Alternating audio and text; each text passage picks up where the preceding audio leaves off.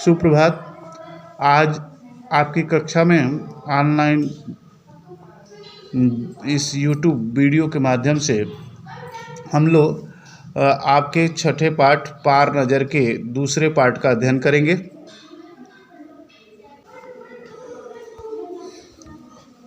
कल के वीडियो में हम लोगों ने जाना था कि छोटू अपनी गतिविधियों में आगे बढ़ता ही जा रहा था, लेकिन वह इस बात से अनजान था कि किस तरह से विभिन्न निरीक्षक कैमरों द्वारा उसकी जांच की जा रही है और कंट्रोल रूम में कैसे उसकी गतिविधियों की जानकारी भेजी जा रही है।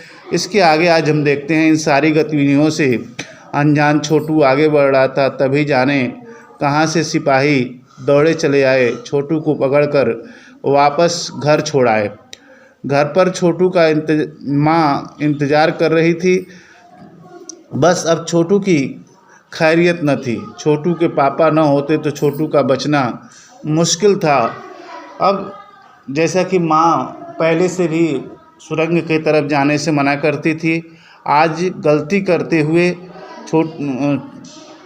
छोटू पकड़ा गया था। माँ बहुत ही नाराज़ थी, लेकिन छोटू के पिताजी ने छोटू का बचाव किया। बड़े मुश्किल से वह अपनी माँ के क्रोध से बच पाया। आगे के गद्य खंड में लेखक बताता है कि छोड़ो भी, मैं इसे समझा दूंगा सब, फिर वह ऐसी गलती कभी नहीं करेगा। पापा ने छोटू को बचा लिया। बोले, छोटू, मैं जहाँ काम करता हूँ न वह छत ज़मीन के ऊपर है। आम आदमी वहाँ नहीं जा सकता, क्योंकि वहाँ के माहौल में जी नहीं सकता। तो फिर आप कैसे जाते हो वहाँ? छोटू का सवाल लाजमी था। मैं वहाँ एक ख़ास किस्म का स्पेस सूट पहन कर जाता हूँ। इस स्पेस सूट में मुझे ऑक्सीजन मिलता है, जिसमें से सांस ले सकता हूँ। इसी स्पेस सूट की वजह से कि ठंड में मैं अपने आप को बचा सकता हूँ बाहर की ठंड से। यह स्पेस उसकी रक्षा करता है। ख़ास किस्म के जूते की वजह से सभी ज़मीन के ऊपर मेरा चलना मुमकिन होता है। ज़मीन के ऊपर चलने फिरने के लिए हमें एक विशेष प्रकार का प्रशिक्षण भी दिया जाता है। छोटू के पापा छोटू को यह बताने का प्रयास करते हैं कि जिस जगह पे मैं नौकरी करता हूँ वहाँ विभिन्न प्रकार के परिधान मुझे दिए जाते हैं। मुझे ऑक्सीजन दिया जाता है। दूसरी बात, मुझे वहाँ चलने के लिए विशेष प्रकार के जूते दिए जाते हैं और चलने के लिए विशेष प्रकार का प्रशिक्षण भी सीख भी मुझे समय समय पर दिया जाता है कि किस तरह से उस स्पेस में अंतरिक्ष में हमें चलना चाहिए। छोटू सुन रहा था। पापा आगे बताने लगे, एक समय था जब अपने मंगल ग्रह पर सभी लोग ज़मीन के ऊपर ही रहते थे, बगैर किसी तरह के यंत्रों की मदद के, किसी खास किस्म के पोशाक के।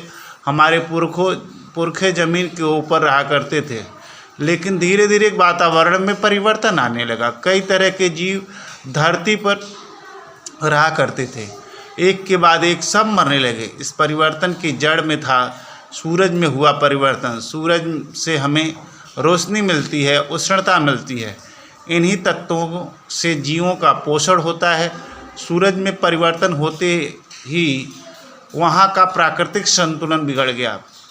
प्रकृति के बदले हुए रूप का सामना करने में वहाँ के पशु पक्षी, पेड़ पौधे, अन्य जीव अक्षम साबित हुए। केवल हमारे पूर्वजों ने इस स्थिति का सामना किया। प्रस्तुत गद्यावतरण में लेखक नार्लिकर जी ने ये बताने का प्रयास किया है कि छोटू के पापा बता रहे हैं कि बहुत पहले मंगल ग्रह पर जिस तरह से हम ज़मीन पर रहते हैं, वहाँ के लोग भी ज़मीन पर रहा करते थे और विभिन्न प्रकार के जीवों के पोषण के लिए वहाँ सारी वस्तुएं उपलब्ध हुआ करती थी। सूरज से हमें रोशनी मिलती थी वहाँ भी लोगों को भी उष्णता मिला करती थी। सूरज में परिवर्तन होते ही वहाँ का प्राकृतिक संतुलन बिगड़ने लगा। जैसे ही सूरज में उष्णता बढ़ने लगी, वहाँ का प्राकृतिक संतुलन बिगड़ने लगा। इन्हीं तत्वों से बता रहा है कि प्रकृति के बदलते हुए रूप का सामना करने के लिए पशु पक्षी पेड़ पौधे अन्य जीव अक्षम साबित होने लगे। केवल हमारे पूर्वजों ने इस स्थिति का सामना किया। बता रहे हैं कि जो हमारे पूर्वज थे, ऐसी स्थिति का सामना हमारे पूर्वजों ने किया। जब पृथ्वी पर सूरज की उष्णता ज़्यादा बढ़ने लगी, उस स्थिति में हमारे पूर्वजों ने बड़ी कठिनाई का सामना किया था। आगे के गद्य अवतरण में नारलिकर जी बताते हैं कि छोटू के पापा छोटू को मंगल ग्रह तथा पृथ्वी पर कैसे धीरे धीरे विकास हुआ और किस तरह की प्रक्रियाओं के द्वारा मानव ने विभिन्न खोजों को प्राप्त किया, इसके बारे में प्रस्तुत गद्य अवतरण में बताया है। अपने तकनीकी ज्ञान के आधार पर हमने ज़मीन के नीचे अपना घर बना लिया। ज़मीन के ऊपर लगे विभिन्न यंत्रों के सहारे हम सूर्य शक्ति, सूरज की रोशनी और का इस्तेमाल करते आ रहे हैं। उन्हीं यंत्रों के सहारे हम यहाँ ज़मीन के नीचे जी रहे हैं। यंत्र सुचारू रूप से चलते रहते हैं, इसके लिए बड़ी सतर्कता बरतनी पड़ती है। मुझ जैसे कुछ चुनिंदा लोग इन्हीं यंत्रों पर ध्यान रखते हैं। वहाँ बड़ा हो जाऊँगा तो मैं भी काम करूँगा, छोटू ने अपनी मंशा जाहिर की। बिल्कुल, मगर उसके लिए खूब पढ़ना पड़ेगा। माँ और पापा की बात सुननी होगी, माँ ने कहा। दूसरे दिन छोटू के पापा काम पर चले गए। देखा तो कंट्रोल रूम का वातावरण बदला बदला सा था। शिफ्ट ख़त्म कर घर जा रहे स्टाफ के प्रमुख ने टीवी स्क्रीन की तरफ इशारा किया। स्क्रीन पर एक बिंदु झलक रहा था। वह बताने लगा, यह एक आसमान का तारा नहीं है, क्योंकि कंप्यूटर से पता चल रहा है कि यह अपनी अड़िग नहीं रह रहा है। पिछले कुछ घंटों के दौरान इसने अपनी जगह बदली है। कंप्यूटर के अनुसार यह हमारी धरती के तरफ बढ़ता ही आ रहा है।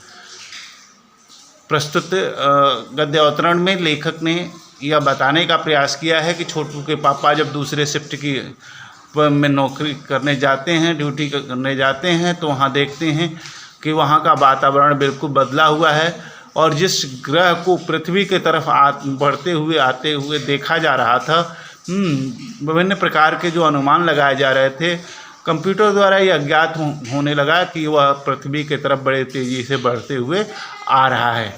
इस आशय के साथ कि हम लोग स्पेस में किन गतिविधियों में परिवर्तन होता रहता है, हम इस